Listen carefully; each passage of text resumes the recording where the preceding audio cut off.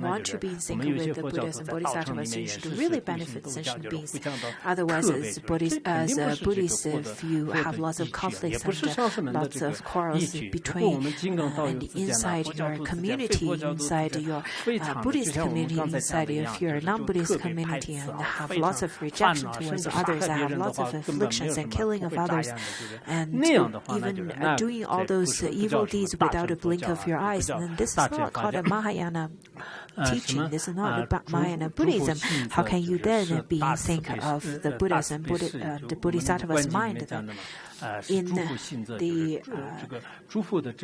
another sutra where it says that the mind of all Buddhas is compassionate.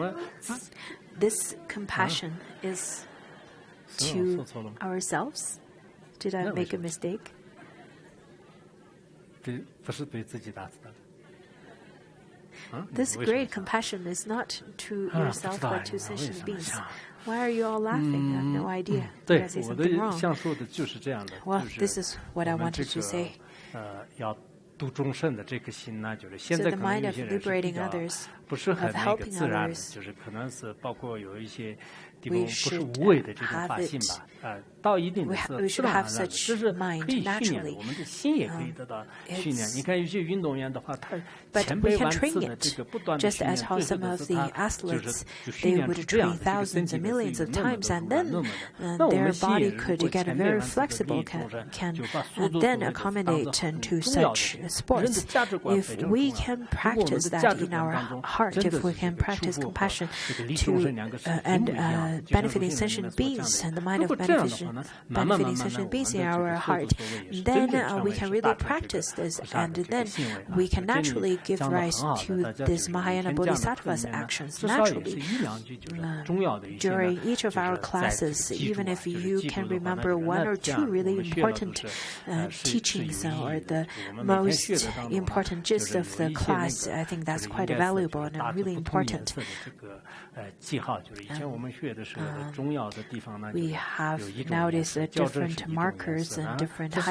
学习 highlighters. 的一种态 You 度。 can 而且每天 highlight 呢， with 自己 different 就 colors 是 to 就 give 重 you 要的一样就 reminders. 是记 This 在 is 其 the 他 kind of good 笔记本啊， attitude 这样 to 的话呢， study, 就是一部分 and 完 you 了以 could 后呢， write 就是还 notes 是有很 onto 多的 your 东西，就是 notebook. 我们全部不一定能记 Then 得到的。 after the 如果能全部 entire 记得到的 teaching, 话，都是 you 你们什么 will 记号都不 have 大都可以，就是 really good, 我也相信我们真理全部 really 能 good 记得到，就是 harvest 从头 of 到尾就 knowledge. 不需要打任何记号，也不用任何，凡是就像波 There 瓦 are 普罗尼的 people, 阿罗汉一样的， who are probably 90%就 attained 很多都 the 是这样的，我相信这样的。以后的 unforgettable 话呢， Dharani, 就 just 主要 like 是 our 以众 huts, 生吧， and 记 then 得 they're 住 on 不 their 要紧 books, 的。 they have no 我 marks 今 at 天 all. 就 they have 讲 a 到这 clean 里吧， book 对吧？